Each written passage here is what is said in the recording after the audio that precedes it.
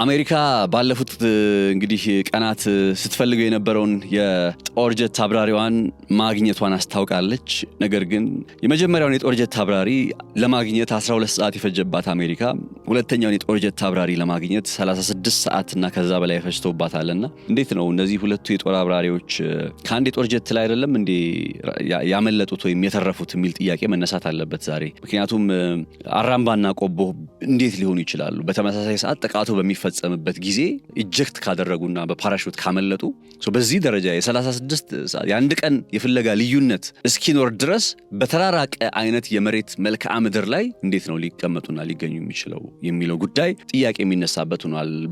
ከዚህ ጋር በተገናኘ ለማዳን ወደ ኢራን ውስጥ ገብተው የነበሩ የአሜሪካ የጦር ጀቶች አሁንም ጉዳት ደርሶባቸዋል በመባል ላይ ይገኛል። አልጀዚራ የኢራን የዜና ምንጮችን በመጥቀስ ይዘዋቸው የወጡ መረጃዎች እንደሚያመላክቱት ከሆነ በዛሬው ዕለት ሁለት የአሜሪካ ብላክ ሃውክ የተባሉ የሚጠሩ ሄሊኮፕተሮችና እንዲሁም አንድ C130 የሚባል የጦር አውሮፕላን በኢራን ውስጥ ተመቶ ወደቁን የሚያሳይ አይነት መረጃን መመልከት ችያለሁኝ። ስለዚህ እነዚህን ጉዳዮች በዝርዝር እንመለከታለን። ከዛ ማለፍ ሲል ደግሞ የኢራንና የአሜሪካ ብሎም የእስራኤል ጦርነት አሁን ላይ ምናልባት የጦዘቱ ጫፍ ላይ እየደረሰ ይገኛል። የኒውክሌር መሰረተ ልማቶችን ያነጣጠረ ጥቃት በመፈጸም ላይ ነው። እስራኤል ቡሻር እየተባለች የምትጠራውን የኢራን ከተማ ውስጥ የሚገኝ የቡሻር የኒውክሌር ማብለያ ጣቢያን ያነጣጠረ ጥቃት በመፈጸሟ ዓለም አቀፍ ጭንቀትና ውጥረት ተፈጥሯል። IAEAም ሆነ የዓለም አቀፉ የጤና ድርጅት ከ250 ሺህ በላይ ዜጎች የሚኖሩበትን ይችን የኢራን ከተማ እንግዲህ በእስራኤል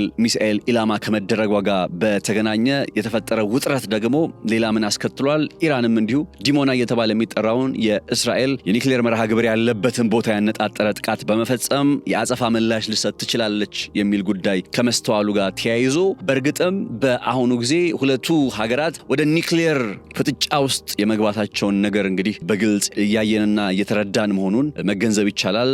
እነዚህን ጉዳዮች በዝርዝር መመልከታችንን እንቀጥላለን። ሰላም ጤና ያስጥልን ክብራትና ክብራን የገበያ ፖድካስት ቤተሰቦች፣ ነጻነት ላቀው ነኝ። በገበያ ፖድካስት አብረን ቆይታ እናደርጋለን። በዚህ ጥንቅራችን ቀደም ብዬ ነገርኳችሁን ርዕሰ ጉዳዮች ወደ እናንተ አደርሳለሁኝ። ከመላው ዝግጅት ክፍላችን ጋር በጋራ በመሆንም አብራችሁ እንድትሆኑ በአክብሮት ጠይቃለሁኝ። መልካም ጊዜ ይሁንላችሁ። በግንባታ ፍጥነታችን የምንታወቀው ዴማ ሆፕ ሪል ስቴት ከሾላ መብራት 50 ሜትር ዝቅ ብሎ G+16 በሆነው አዲሱ ሳይታችን በከፊል ግንባታ ከባለ 1 እስከ ባለ 3 መኝታ ዘመናዊ ቤቶችን ባለ 1 መኝታ 77 ካሬ በ15% ቅድመ ክፍያ ማለትም በ1.4 ሚሊዮን ብር ከፍለው ቀሪውን በግንባታ መሰረት በ2 ዓመት የመረከቢያ ጊዜ ውስጥ የሚጨርሱበት እንዲሁም የንግድ ሱቆችን ከ12 ካሬ እና ከ1 ሚሊዮን 800 ሺህ ጠቅላላ ክፍያ ጀምሮ እየሸጥን እንገኛለን።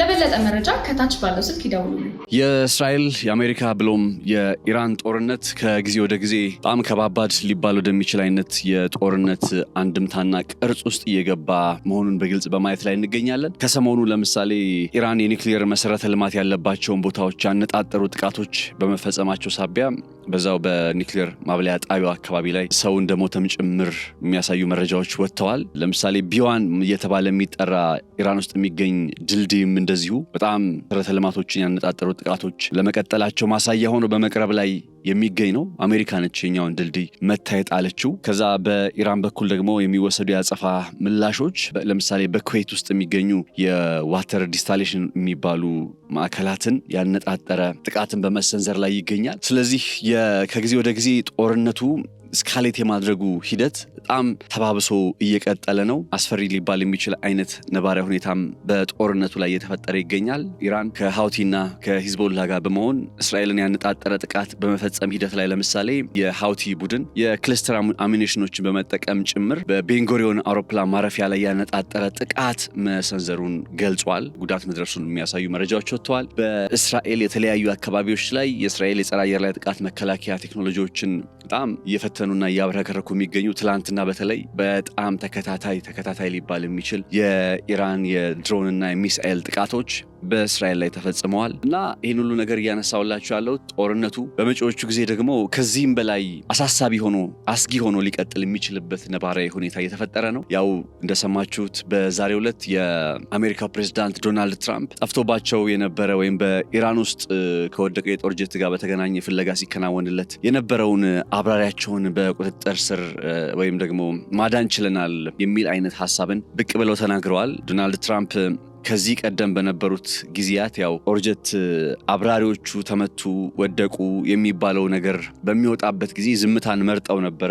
ዛሬ ግን ያው ወደ አደባባይ መጥተው አብራሪው ሳይሆን የዌፐን ሲስተም የጦር ሲስተም የጦር መሳሪያዎች ስርዓትን የሚቆጣጠረው ሰው ነውና እሱን ማዳናቸውን የሚገልጽ አይነት መረጃ አውጥተዋል። በጣም በመቶዎች የሚቆጠሩ እግረኛ ወታደሮችም ኤርክራፍቶችም ብዙ ከፍተኛ የሆነ መስዋዕትነትም የከፈሉበት ጭምር እንደሆነ ደግሞ የሚያሳዩ መረጃዎች ከኢራን በኩል በመውጣት ላይ ናቸው። ኢራን ብላክ ሃውክ የተባሉ የሚጠሩ ሄሊኮፕተሮችን መታመጣሏንና ሲ130 የሚባል ሌላ እንዲሁ የጦር አውሮፕላንም ግለሰቡን ወይም የጦር አብራሪውን ለማዳን በተደረገ የተኩስ ልውውጥ ውስጥ ማለት ነው አጋይተው መጣላቸውን የሚገልጹ አይነት ዘገባዎች ወጥተዋል በኢራን በኩል። ፓይለቱ የመዳንና ያለመዳን ጉዳይ እንዲያውም ምናልባት በመጪዎቹ ጊዜ በጦርነቱ ላይ ሌላ አባባሽ ምክንያት ይሆን ነበረ። አባባሽ ሊሆን የሚችል ምክንያት እንደተቀነሰ ተደርጎ ሊቆጠር ይችላል። አሜሪካና ኢራን ከዚህ ቀደም በተመሳሳይ ሁኔታ እስረኞች ወይም ታጋቾች አጋጣሚዎች አሉ። ብቻ አሜሪካውያን በኢራናውያን ዘንድ በቁጥጥር ስር የሚውሉበት አጋጣሚ አለ። ለምሳሌ ያክል በ1979 እስከ 1981 በነበረው ጊዜ የአሜሪካውያን ታጋቾች ቀውስ እየተባለ በሚጠራው የኢራን አብዮት ከተጠናቀቀ በኋላ የኢራን ዩኒቨርሲቲ ተማሪዎች ልክ በ1979 ላይ ወደ አሜሪካ ኤምባሲ ሰብረው በመግባት 52 አሜሪካውያንን አግተው የቆዩበት ታሪክ መለስ ብሎ የሚታወስ ነው። በኖቬምበር 4 1979 ላይ ማለት ነው። ከዛ እነዚህን 52 አሜሪካውያን አግተው ለ444 ቀናት ያክል በዛው በቴህራን ውስጥ አግተዋቸው ቆይተው እንደነበር አይዘነጋም። ከዛ ታጋቾቹ ሮናልድ ሬገን ፕሬዝዳንት ሆነው በጥር 20 ቀን 1981 እንደ አውሮፓውያን አቆጣጠር ከተመረጡና ቃለ መሐላ ከፈጸሙ በኋላ ከሰዓታት በኋላ እነዚህ 52 የሚሆኑ አሜሪካውያን መለቀቃቸውን የሚያሳይ መረጃዎች አሉ።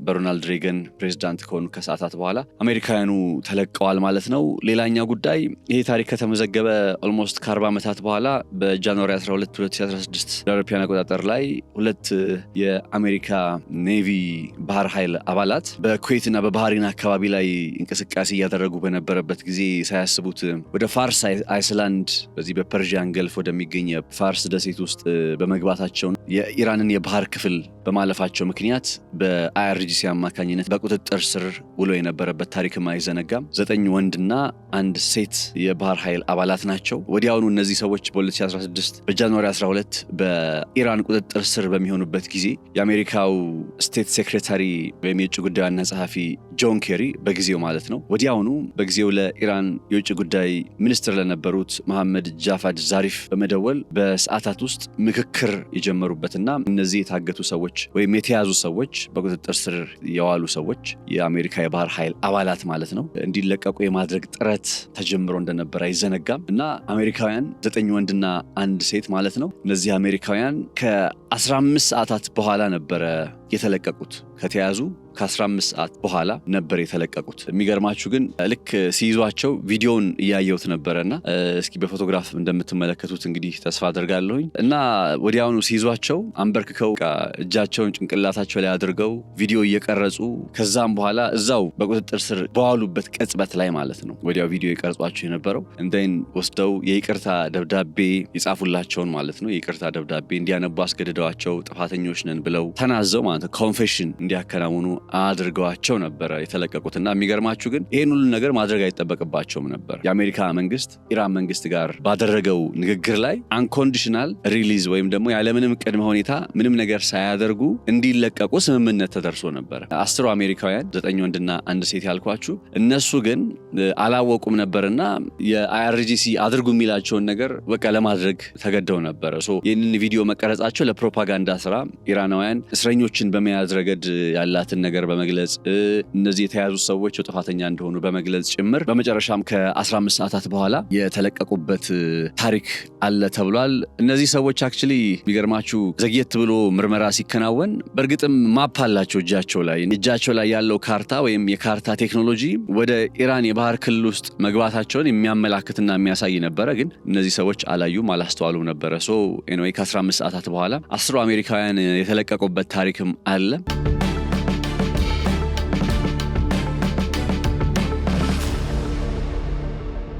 ከዚህ ባሻገር የአሜሪካ የእግር ጉዞ አድራጊዎችም እንዲሁ በ2009 እንደ አውሮፓውያን አቆጣጠር በኢራን በቁጥጥር ስር የዋሉበት ታሪክ እንደነበረ አይዘነጋም። 3 አሜሪካውያን የእግር ጉዞ አድራጊዎች ሼን ባውቨር፣ ጆሹዋ ፋታል እና ሳሻ ሾራል የተባሉ 3 አሜሪካውያን የእግር ጉዞ አድራጊዎች በኢራቅ የኩርዲስታን ድንበር አቅራቢያ በእግር ጉዞ ላይ ሳሉ በኢራን ወታደሮች የተያዙበት ታሪክም እንዲሁ በ2009 እንደ አውሮፓውያን አቆጣጠር የተመዘገበ ታሪክ ነው። ኢራን እነዚህን ሰዎች በቁጥጥር ስር ካዋለቻቸው በኋላ በስለላ ወንጀል ከሳቸው እንደነበረ አይዘነጋም። እነዚህ ሰዎች ድንበሬ ውስጥ ጥሶ የገቡት ስለላ ስራ ለማከናወን ነው በሚል ማለት ነው። ከዛም በኋላ ከረጅም ጊዜ ድርድር፣ ዲፕሎማሲያዊ ምክክርና ውይይት በኋላ በ2010 እና በ2011 እንደ አውሮፓውያን አቆጣጠር በዋስትና የተፈቱበት ታሪክ ተመዝግቧል። ኢራን በቁጥጥር ስር በመያዝ ረገድ አሜሪካውያን ብቻ ሳይሆኑ የብሪቲሽ የባህር ኃይል አባላትም ተመሳሳይ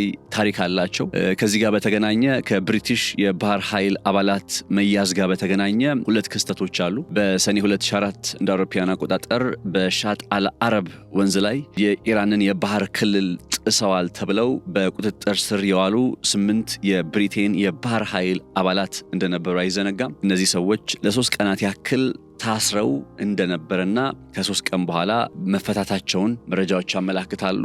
ሌላኛው የብሪቲሽ የባህር ኃይል አባላትን በተመለከተ ተጠቃሽ የሆነው ክስተት በመጋቢት 2007 እንደ አውሮፓውያን አቆጣጠር ላይ 15 የብሪታንያ የባህር ኃይል አባላት በአይአርጂሲ በቁጥጥር ስር የዋሉበት አጋጣሚ ነው። ኢራን እነዚህ 15ቱ የብሪቴን የባህር ኃይል አባላት HMS ኮርንዋል እየተባለ የሚጠራ ምድብተኛ ማለት ነው በኢራን ውስጥ የኢራንን የባህር ክልል ጥሰው ገብተዋል በሚል በቁጥጥር ስር ሲውሉ፣ ብሪቴን ደግሞ የለም እነዚህ ሰዎች በኢራቅ የባህር ክልል ውስጥ የነበሩ ናቸው የሚል አይነት መከራከሪያን ታቀርባለች። ያው ግን ብዙ ዲፕሎማሲያዊ ጥረቶች ተከናውነው ከ15 ቀናት በኋላ በጊዜው የኢራን ፕሬዝዳንት የነበሩት አህመዲነጃድ ለብሪታንያ ሕዝብ ስጦታ በሚል እነዚህን የተያዙ የብሪቴን ወታደሮች በሰላም እንዳሰናበቷቸው መረጃዎች ያመላክታሉ።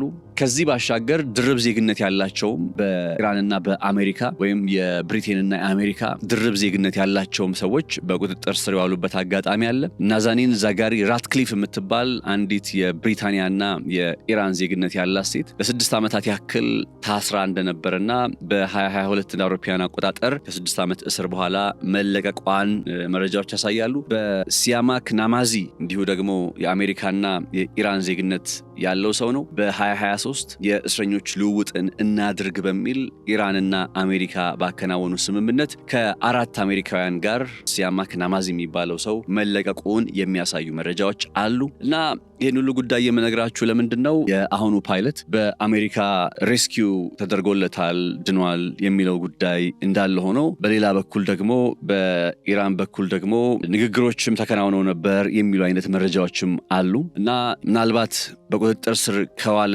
በኋላ ኢራን ያው ትላንትና ከትላንት ወዲያ ላይ ግለሰቡን በቁጥጥር ስር አውለነው ነበር የሚሉ አይነት መረጃዎችን እያወጡ ነበረ በኢራን በኩል የሚወጡ የዜና ምንጮች። እኔ እንዲያውም ትላንትና ሳቀርብላችሁ በነበረ ትንታኔ ላይ በቁጥጥር ስር ካደረጉት የግድ በቪዲዮ ማሳየት ይኖርባቸዋል፣ ምክንያቱም በቪዲዮ ካልታየና ካልተረጋገጠ በቁጥጥር ስር አውለውታል ብሎ መናገር አይቻልም የሚል አይነት ሐሳብን እያነሳውላችሁ ነበረ። በቪዲዮ ለመልቀቅ ደግሞ ለምን አዳጋች ሆነ በሚለው ጉዳይ ላይ ማታ እየወጡ የነበሩ በኢራን በኩል የሚወጡ የዜና ምንጮች ኢራናውያን ግለሰቡ በቃ ቢገኝም ባይገኝም አሁን ዋነኛ ትኩረታቸው አሜሪካዊውን አብራሪ በቁጥጥር ስር ከማዋል ይልቅ ዋነኛው ትኩረታቸው አሜሪካዊውን አብራሪ ለማዳን የሚመጡ የጦር ጀቶችን፣ የጦር አውሮፕላኖችን፣ ሄሊኮፕተሮችን ያነጣጠረ ጥቃት መፈጸም ነው የሚል አይነት ሐሳብን እየተመለከትኩ ነበር። አሁን አይታችሁ ከሆነ ኢራን ውስጥ $60,000 የአሜሪካ ፓይለቱን ላገኘ ሰው እንከፍላለን ፈልጉ ብለው ለዜጎቻቸው ነው እንደው መልእክት የሰጡት እንጂ በወታደራዊ ዘመቻ በቃ ይሄንን ፓይለት የገባበት ገብተን ፓይለቱን እንያዝ ብለው አደን ውስጥ አልነበሩም። ቤዚካሊ ኢራን ወታደራዊ ኃይል ትኩረት የነበረው ኦፍ ኮርስ ፓይለቱን ቢያገኙት ይጠሉታል ማለት አይደለም። ኦፍ ኮርስ ፓይለቱ በእጃቸው ቢገባ ኖሮ እንደ መደራደሪያ ሆኖም ሊያገለግላቸው ይችላል፣ ምንም ጥያቄ የለውም። ነገር ግን ከፓይለቱ ጋር ባልተናነሰ መልኩ ደግሞ የናሬቲቭ ጦርነት ላይ የጦር ጀቶችን መጥቶ መጣል የሚለው ጉዳይ በጣም ከፍተኛ የሆነ ናሬቲቭን እንዲቆጣጠሩ አስችሏቸው ነበረ። ኢራን በ2 ቀን ውስጥ 2 የአሜሪካ የጦር ጀትን ነው መጥተው የጣሉት። ከዛ ውጪ ሌላ እንዲህ የጦር አውሮፕላንም ከፍተኛ ጉዳት አስተናግዶ ተመልሷል። የሄሊኮፕተሮች 2 ብላክ ሃውክ ሄሊኮፕተሮችም ከፍተኛ የሆነ ጉዳት አስተናግደው ለመመለስ ተገደዋል። እና ይሄ እንግዲህ በ2 ቀን ውስጥ የሆነ ክስተት ነው። በ2 ቀን ውስጥ ይህንን ነገር አከናውነው መቀጠላቸው በዓለም ላይ በተለይ የኢራን የጸረ አየር ላይ ጥቃት መከላከያ ቴክኖሎጂ አሁንም አለ በሚለው ላይ በጣም ናሬቲቭን ይዞላቸው ነበር።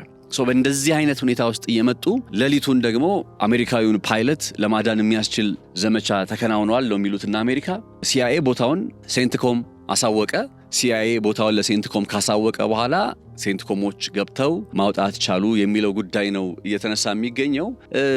የመዘግየቱ ጉዳይ ጥያቄ አለብኝ እኔ አሁንም ስቲል ኦልሞስት ይሄንን እኔ ዜናውን ስመለከት 36 ሰዓት 38 ሰዓት አካባቢ ሆኗል የአሜሪካዊው ፓይለትን ለማዳን የፈጀው ሰዓት ያን ያክል ቆይቷል። እና ያኛውን ፓይለት ደግሞ ቀደም ብሎ ነበር ያገኙት 12 ሰዓት በማይሞላ ጊዜ ውስጥ ነበር ያገኙት። 2 ፓይለቶች አሉ አይደል ያሉት። ያኛውን ፓይለት ቀደም ብሎ ነበር ያገኙት። የኛውን ፓይለት ለማግኘት 36 ሰዓት ነው የፈጀባቸው። አሁን ማለት መቼም የጦር ጀቱ በተመሳሳይ ቅጽበት ላይ አንዴ ነው አይደለም የሚመታው እንጂ አንደኛውን ፓይለት ለብቻ ሁለተኛውን ፓይለት ለብቻ የሚመቱበት እድል የለም።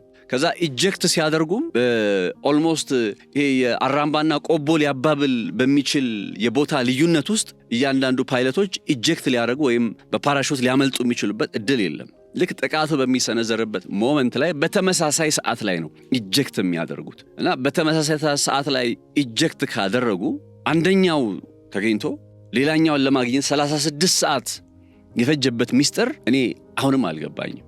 አሁንም ምንም እንዲህ ነው ብሎ የሚቀመጥ ምክንያት የለም። በጣም ብዙ ትንታኔዎችን ለማየት እየሞከርኩ ነበር። 36 ሰዓት እና ከዛ በላይ ነው የፈጀው የአሜሪካዊውን ፓይለት ለማግኘት። ምን ማለት ነው 36 ሰዓት ማለት? ሊትራሊ በሁለቱ ፓይለቶች መካከል ያለው ርቀት እንዳልኳችሁ ነው አራምባና ቆቦ ሊባል የሚችል አይነት ርቀት ሆኖ ነው ማለት ነው። እንግዲህ ይሄኛውን ጉዳይ ስትመለከቱ ደግሞ ያ ተመቷል የሚባለው የጦር ጀት እንዴ ለየብቻ ነው እንዴ ፓይለቶች የተመቱት? እንዲህ በተለያየ እንትን ውስጥ ሊወድቁ የሚችሉበት አጋጣሚ አይ ነው። ፓራሹት በሚያደርጉበት ሰዓት ላይ ከአየሩ ጋር አብሮ የተራራቀ ቦታ ላይ ሊመጣ የሚችልበት እድል አለ። ያ የተራራቀ ሰዓት ላይ የተራራቀ አይነት ሁኔታ የመፈጠሩ ጉዳይ ግን አሜሪካን ታክል ሀገር 36 ሰዓት ሙሉ እንድትፈልገው እንድታስሰው የሚያስገድድ አይነት ርቀት ሊሆን አይችልም። ጥያቄን ያለ ለማለት ያክል ነው። ስቲል የፓይለቱ መያዝ ጋር በተገናኘ አግኝተነዋል ተብሎም ጥያቄዎች ልክ ትላንትና እነ ኢራን አግኝተነዋል ማለታቸውን በቪዲዮ እስከሚያስደግፉ ድረስ ጥያቄ ያለ ስላችሁ እንደነበረ አሁን ደግሞ እነ አሜሪካ አግኝተነዋል ሲሉ እንዴት ነው 36 ሰዓት ሊፈጅ የሚችለው?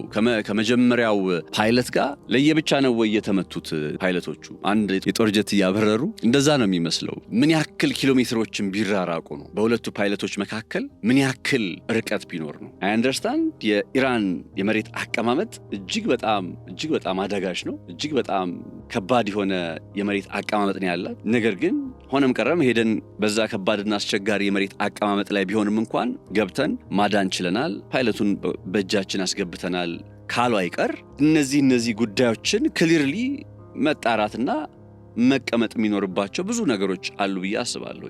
በግንባታ ፍጥነታችን የምንታወቀው ዴማ ሆፕ ሪል ስቴት ከሾላ መብራት 50 ሜትር ዝቅ ብሎ G+16 በሆነው አዲሱ ሳይታችን በከፊል ግንባታ ከባለ 1 እስከ ባለ 3 መኝታ ዘመናዊ ቤቶችን ባለ 1 መኝታ 77 ካሬ በ15% ቅድመ ክፍያ ማለትም በ1.4 ሚሊዮን ብር ከፍለው ቀሪውን በግንባታ መሰረት በ2 ዓመት የመረከቢያ ጊዜ ውስጥ የሚጨርሱበት እንዲሁም የንግድ ሱቆችን ከ12 ካሬ እና ከ1 ሚሊዮን 800 ሺህ ጠቅላላ ክፍያ ጀምሮ እየሸጥን እንገኛለን። ለበለጠ መረጃ ከታች ባለው ስልክ ይደውሉልን። ፎር ናው አሜሪካ ፓይለቷን አገኘች የሚለውን ነገር እንያዝና እንቀጥል እንጂ ከነዚህ የእነ አሜሪካ ፓይለቶች መያዝና መለቀቅ ጀርባ ከጀርባ የሆነ ነገሮች ያሉ ይመስለኛል። ከዚህ ቀደም በነበሩ አሜሪካውያን በኢራን ቁጥጥር ውስጥ ሲሆኑ የብሪቴን ዜጎች በኢራን ቁጥጥር ውስጥ ሲሆኑ ከነበሩ ልምዶች አንጻር እነ ኢራን ይሄንን ፓይለት ቢይዙትም እንኳን እንደማይገሉት ኦብቪየስ ነበር። በእጃቸው ላይ ቢገባም እንደማይገሉት ይታወቅ ነበር። ሊያደርጉ የሚችለው ነገር ቢይዙት ኖሮ ሞስት ፕሮባብሊ ኢንተርቪው ማድረግ፣ የፕሮፓጋንዳ ቪዲዮዎችን እንዲሰራላቸው ማስገደድ፣ በቪዲዮ ተቀርጾ ለፕሮፓጋንዳ ግብአት እንዲውል ማድረግ። ላይክ አሁን 2016 ላይ ይቅርታ ሲጠይቁ የሚያሳይ ቪዲዮ ተቀርጸዋል። በ2017 ላይም የብሪታንያ ወታደሮች እንዲሁ በተመሳሳይ ሐሳቦችን ሲያነሱ ይቅርታ ሲጠይቁ ጥፋተኛ ነን ሲሉ ኢራን በጣም እንደዛ አይነት ሐሳቦችን የሚገልጹበት ቪዲዮዎች ሊያሰሩት። ሌላኛው ነገር ደግሞ ምርመራ ማከናወን ነው፣ ቃለ መጠይቆችን ማከናወን። ከዛ ሄዶ የኢንፎርማቲቭ እና የኢንተለጀንስ መረጃዎችን ሳይኮሎጂካል ጦርነቱም ከባድ ስለሆነ እነዛ አይነት ጉዳዮች ከተነሱ በኋላ የዲፕሎማሲያዊና የድርድር ቅድመ ሁኔታዎች አድርጎ የመጠቀም ሂደት ነው ሊቀጥል የሚችል የነበረው እንጂ እንደው ቢያገኙት ኖሮ አሜሪካውያን ፓይለት ይገሉታል የሚል ሐሳብ አልነበረኝም ሆነስሊና። ነገር ግን እንደ ጥያቄ ሆነው የሚነሱብኝ አንዳንድ ነገሮች ስላሉ እነዛ ነገሮች ማንሳት ስለፈለኩ ነው። ሰማው አንዱን ፓይለት ለማግኘት 12 ሰዓት ፈጀ፣ ሌላኛውን ፓይለት ለማግኘት 36 ሰዓት ፈጀ የሚለው ጉዳይ በራሱ በተወሰነ መልኩ ይህንን ጉዳይ ትንሽ ማብላላት፣ ትንሽ ሰከን ብሎ ነገሩን መመልከት የሚጠይቅ መሆኑን የሚጠቁም አይነት ሁኔታ ይመስለኛል። ለማንኛውም የፓይለቱን ጉዳይ በተመለከተ እንግዲህ ተገኝቷል የሚለውን ነገር ይዘን እንቀጥላለን ከነ ጥያቄዎቻችን ማለት ነው። በቀጣይ እስኪ ደግሞ ጉዳዮቹን በኢራን በኩል አሁንም ነገሩ እየቀረበ የሚገኘው እንዴት ነው? ዛሬም በነገራችን ላይ IRGC 2 ብላክ ሃውክ የሚባሉ ሄሊኮፕተሮችንና C-130 የሚባል የጦር አውሮፕላንን መተው መጣላቸውን መግለጽ ችለዋል። የመሐመድ ጋሊባፍ የፓርላማው አፈ ጉባኤና በዚህ ሰዓት ከነ አሜሪካ ጋር ምክክር እያደረገ ነው የሚባለው ሰው ምንም እንኳን የሚቀርቡበትን ይህንን ሐሳብ ቢያጣጥልምና ውድቅ ቢያደርግም ይሄ ፓርላማ አፈ ጉባኤ በትዊተር ወይም ኤክስ በሚባል ገጹ ላይ ያጋራቸው መልእክቶች ይህንን የሚያሳዩ ናቸው። ከወታደራዊ ምንጮቻችን ይሄ መረጃ ደርሶናል እና አሜሪካ ቀለል አድርገው ዶናልድ ትራምፕ ቀለል አድርገው ፓይለት ማስመለጥ ችለናል፣ ማዳን ችለናል እያሉ ያወራሉ እንጂ ዋናው ታሪክ ዋናው ጉዳይ በዛሬው ዕለትም የወደቁባቸው የብላክ ሃውክ ሄሊኮፕተሮቻቸውና C-130 የጦር አውሮፕላናቸው ነው በማለት ሐሳቡን ማጋራት ችሏል። ኤኒዌይ ይህ ጦርነት አሁን በመጪዎቹ ጊዜ ከሚኖረው ቅርጽ መካከል አንዱ በኢራን ውስጥ እግረኛ ወታደር የማስገባት አይነት ጥረት እንደሚሆንና አሜሪካ እግረኛ ወታደሮችን የሚያስገቡ ወይም ከሆነ ምን አይነት ከባድ ሁኔታ ሊገጥም እንደሚችል የሚያሳይ አይነት ነባራዊ ሁኔታ ይመስለኛል። ትላንትና በዛው በኢራን ውስጥ አሰሳ ሲያከናውኑ ባይዘዌ AK-47 የያዙ የሆኑ ትራይቦች አሉ፣ ጎሳዎች አሉ ኢራን ውስጥ እና በአነስተኛ በዚህ በኩዌት አካባቢ ላይ ባለው በዛግሮቭ ተራሮች ውስጥ ደግሞ ሌሎች ዛግሮቭ ትልቁ ተራራ ይሆንና በዛ ተራራ ስር እንደየአካባቢ የሆነ ስያሜ ምናምን ይሰጣቸዋል።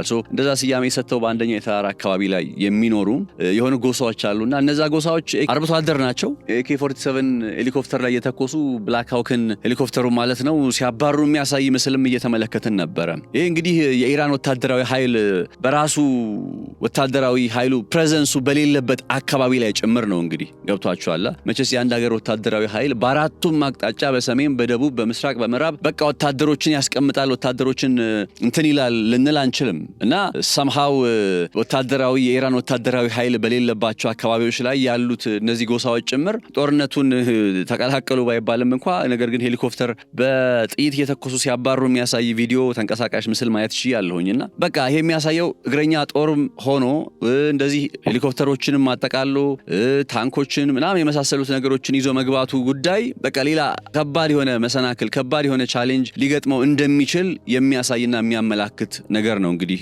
እየታየ የሚገኘው። በዚህ መካከል ዶናልድ ትራምፕ በጣም ከባድ ያሉትን ማስጠንቀቂያ በትላንትናው ዕለት መስጠታቸው አይዘነጋም። በኢራን ላይ ሲኦል ይወርዳል የሚል አገላለጽ አላቸው ዶናልድ ትራምፕ። ከዚህ ቀደም በሐማስ ላይም ሲናገሩ ነበር። ሐማስ ላይ ሲኦልን አወርዳለሁ እያሉ ሲናገሩ ነበርና አሁን ደግሞ በኢራን ላይ ይህንኑ ቃልና ይህንኑ አስተያየት እየገለጹ ይገኛሉ። ያው መታወቅ ያለበት ግን ኢራን ሐማስ አይደለችም፣ ኢራን ኢራቅ አይደለችም እንደምንለው ሁሉ ሲኦል አወርዳለሁ እያሉ ዶናልድ ትራምፕ ሲናገሩ በመሳለቅ ነው ጭምር እነ አባስ አርጋቺ ምላሽ የሰጡት። እነ ኢብራሂም ዙልፋቂር የኢራን አብዮታዊ ዘብ ቃል አቀባይ በመግለጫቸው ላይ ዝግጁ ነን ነው በቃ ለምታመጡት ለየትኛውም ነገር ዝግጁ ነን ነው በኢራን በኩል ያለው። ከኛ በኩል ምንም ነገር የማጥቃት አይነት እንቅስቃሴ አትመለከቱም። ነገር ግን አጠቃም ብላችሁ የምትሰነዝሩትን የትኛውንም ጥቃት የሚመጥንና ቢቻልም የሚበልጥ አይነት ጥቃትን ትቀበላላችሁ ነው የኢራን አቋም። ምንም ነገር አምጡ፣ ምንም ነገር ፈጽሙ፣ ሲኦል እናወርዳለን ብላችሁ እኛ ላይ ሲኦል ስታወርዱ የሚቃጠለው ኢራን ብቻ ሳትሆን እናንተም ጭምር ናችሁ ነው የነ ኢራን መንግስት አቋም። ከዚህ ቀደም በነበረው ሂደትም ያው በግልጽ ስናይ እንደነበረው ነዳጅ ማብለያ ጣቢያ ሲመታባት የነዳጅ ማብለያ ጣቢያ ትመታለች፣ የኒውክሌር ጣቢያ ሲመታባት የኒውክሌር ጣቢያ ትመታለች። እንዲህ እያደረገች ነው። አሁን ትላንትና ድልድይ መቱ እንዳልኳችሁ ቢዋን የተባለ የሚጠራ ሰስፔንሽን ብሪጅ ነውና በጣም ድንቅ የሆነ ድልድይ ነበር። እነ ዶናልድ ትራምፕ ምን ያክል ደስፕሬት መሆናቸውን የሚያሳይ አይነት ጥቃት ነው።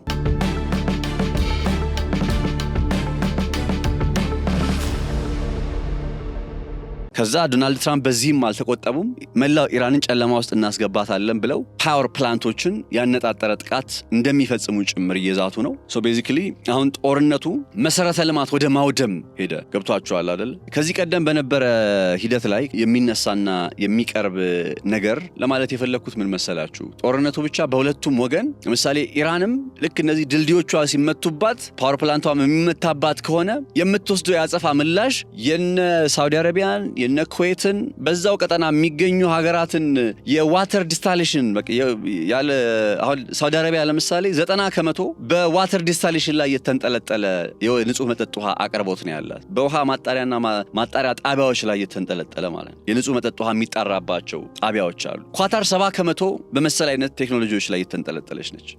እነ አሜሪካ የኢራንን መሰረተ ልማት መምታት ሲጀምሩ ኢራንም ያጸፋ ምላሽ ብላ እነዚህን የዋተር ዲስታሌሽን መሰረተ ልማቶቹን መምታት ስትቀጥል ሊፈጠር የሚችለውን እንግዲህ በቀጠናው ሊመጣ የሚችለውን ቀውስ አስቡት። ሳውዲ አረቢያ 90% የንጹህ መጠጥ አቅርቦቷ በዚህ ላይ የተንጠለጠለ ነው ማለት ያ የንጹህ መጠጥ አቅርቦቷ ቢመታ ቢጎዳ ምን ሊመጣ እንደሚችል አስቡ። እንዲህ አይነት ሁኔታ ውስጥ ኢራንን እያስገቧት ያሉት ግን ለምንድን ነው? ሁልጊዜም ቢሆን የማረሳውና ማለት ግልጽ ሆኖ የምረዳው ነገር መሰረተ ልማቶቿን ሲመቱባት ነው፣ መሰረተ ልማቶቿን ሲጠቁባት ነው እሷም ኢራንም መሰረተ ልማት ወደ ማጥቃት የመጣችው። ስለዚህ ጦርነቱ ኦልሞስት በሁለቱም ወገን የሽብርተኝነት አይነት ጦርነት እየሆነ መጥቷል። ሰምሃው መሰረተ ልማትን እንዴት ነው ያነጣጠረ ጥቃት ሊፈጸም የሚችለው? አሁን የኒውክሌር መሰረተ ልማቱን ያነጣጠረ ጥቃት ኢራን ላይ ቢፈጸም ብላችሁ አስቡ። ትናንትና ተፈጽመዋል። ባሽር እየተባለ የሚጠራውን የኒውክሌር መሰረተ ልማት ያነጣጠረ ጥቃት ተፈጽመዋል። ሰው ሞቷል እዛ ቦታ ላይ መግቢያ ላይ እንደነገርኳችሁ። የራዲዮ አክቲቭ ሊኬጅ ቢፈጠር ያው ዩራኒየም የሚበለጽግበት አካባቢ የኒውክሌር ማብለያ መርሃ ግብር ያለበት ቦታ በቃ የኒውክሌር ማብለያ መርሃ ግብር ያለበት ቦታ አንዴ ከተሰራ ያ ቦታ ላይ አደጋ ነው ከዛ በኋላ እና የኒውክሌር ሊኬጅ ቢፈጠር የራዲዮ አክቲቭ ጨረሮች ሊኬጅ ቢፈጠር ለኢራን ብቻ አይደለም የሚተርፈው፣ በዛው ቀጠና ላይ ላሉ ሀገራት ጭምር ነው የሚተርፈው፣ ለገልፉ ሀገራት ነው የሚተርፈው። ዲያማ ባሳርጋችን ሐሳብ ደጋግመው እየተናገሩት ነበር። የኒውክሌር መሰረተ ልማትን ያነጣጠረ ጥቃት እንዴት ይፈጽማል? የኒውክሌር መሰረተ ልማትን ያነጣጠረ ጥቃት እኮ ማለት በሌላ ቋንቋ በዛች ሀገር ላይ የኒውክሌር ቦምብ እንደመጣል እኮ ነው የሚቆጠረው። አሁን በትክክል የኒውክሌር መሰረተ ልማቱ ያለበት ቦታ ያው ብዙ ጊዜ በጣም ጠንካራ ሆኖ ስለሚሰራ እንዲህ በቀላሉ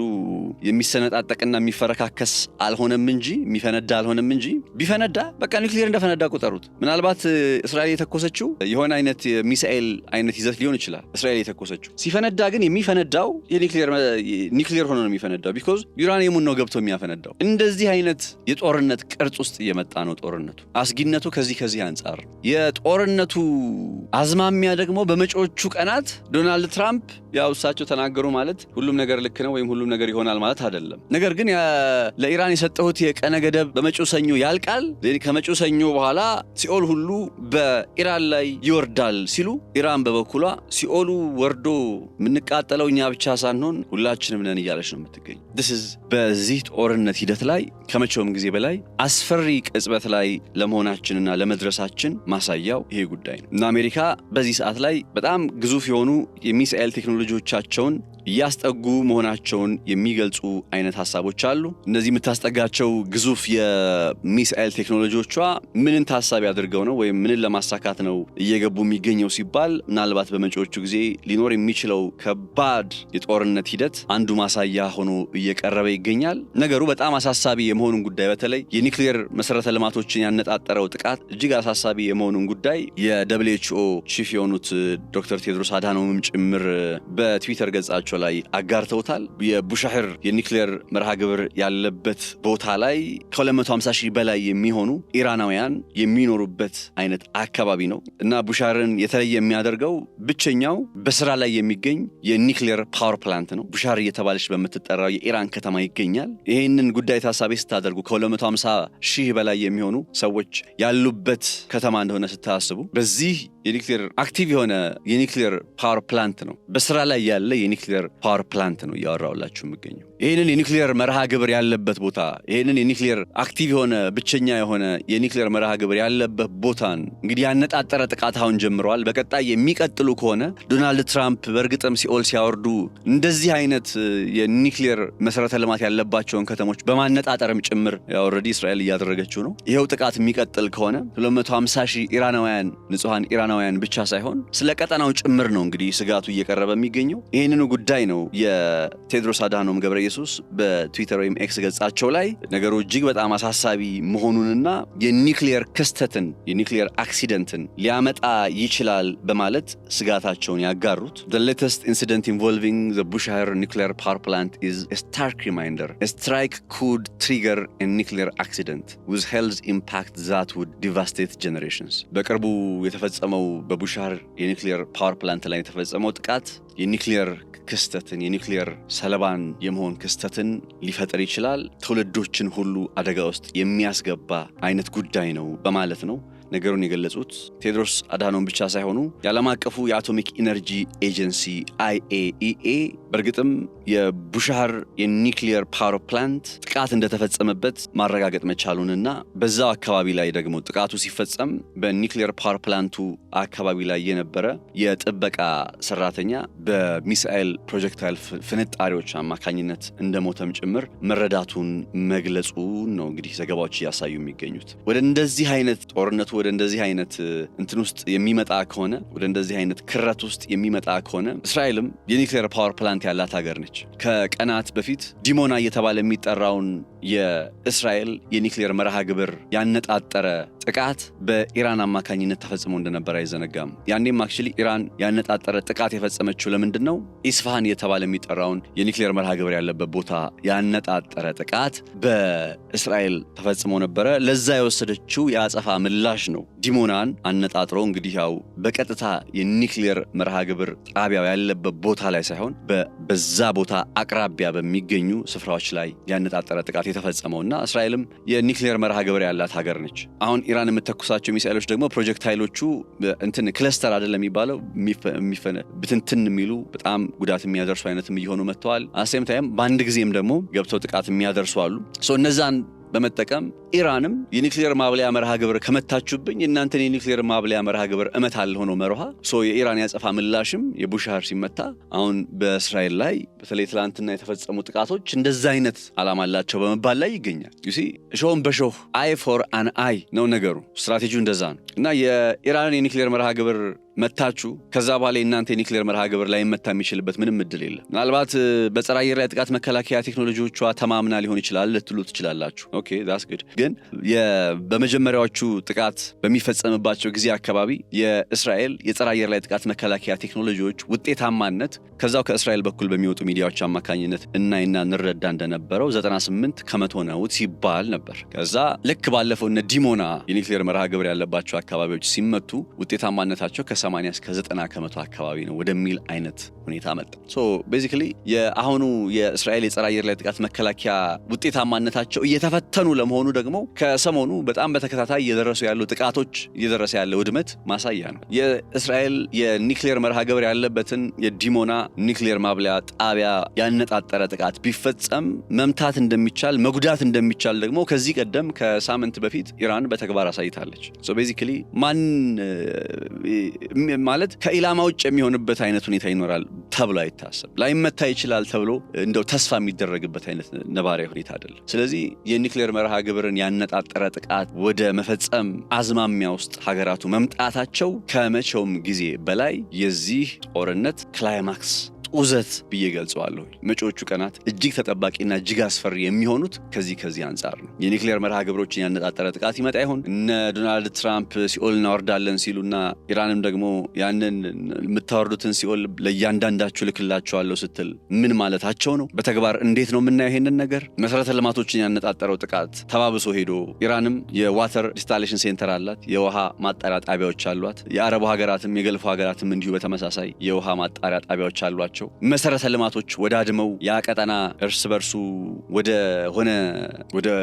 ሆነ ነባራዊ ሁኔታ ውስጥ ሊመለስ ይሆን? ወደ ሆነ ችግር ውስጥ ሊመለስ ይሆን? እነዚህ ጉዳዮች እጅግ በጣም አሳሳቢ የቀጠናው ነባራዊ ሁኔታዎች ናቸው። ዛሬ ሰማው ሞሮፍ የዚህ የኒውክሌር መርሃ ግብሮቹ መመታት ጉዳይ በዓለም አቀፍ ተቋማት ጭምር በጣም ከፍተኛ ጭንቀትና ውጥረትን ያመጣ ጉዳይ ነው። IAEAም ነገሩ አሳሳቢ መሆኑን ገልጿል። በተመሳሳይ WHOም በዶክተር ቴድሮስ አማካኝነት ነገሩን አንስተውታል። ሶ ቤዚክሊ አስፈሪ ሊባል የሚችል የጦርነቱ ጊዜ ላይ እንዳለን ልብ ይሏል ማለት ነው። ማንኛውም ለዛሬ ይዤላችሁ የመጣሁት ርዕሰ ጉዳይ ይሄ ነበር።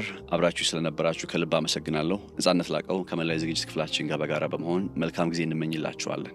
በግንባታ ፍጥነታችን የምንታወቀው ዴማ ሆፕ ሪል ስቴት ከሾላ መብራት 50 ሜትር ዝቅ ብሎ G+16 በሆነው አዲሱ ሳይታችን በከፊል ግንባታ ከባለ 1 እስከ ባለ 3 መኝታ ዘመናዊ ቤቶችን ባለ 1 መኝታ 77 ካሬ በ15% ቅድመ ክፍያ ማለትም በ1.4 ሚሊዮን ብር ከፍለው ቀሪውን በግንባታ መሰረት በ2 ዓመት የመረከቢያ ጊዜ ውስጥ የሚጨርሱበት እንዲሁም የንግድ ሱቆችን ከ12 ካሬ እና ከ1,800,000 ጠቅላላ ክፍያ ጀምሮ እየሸጥን እንገኛለን።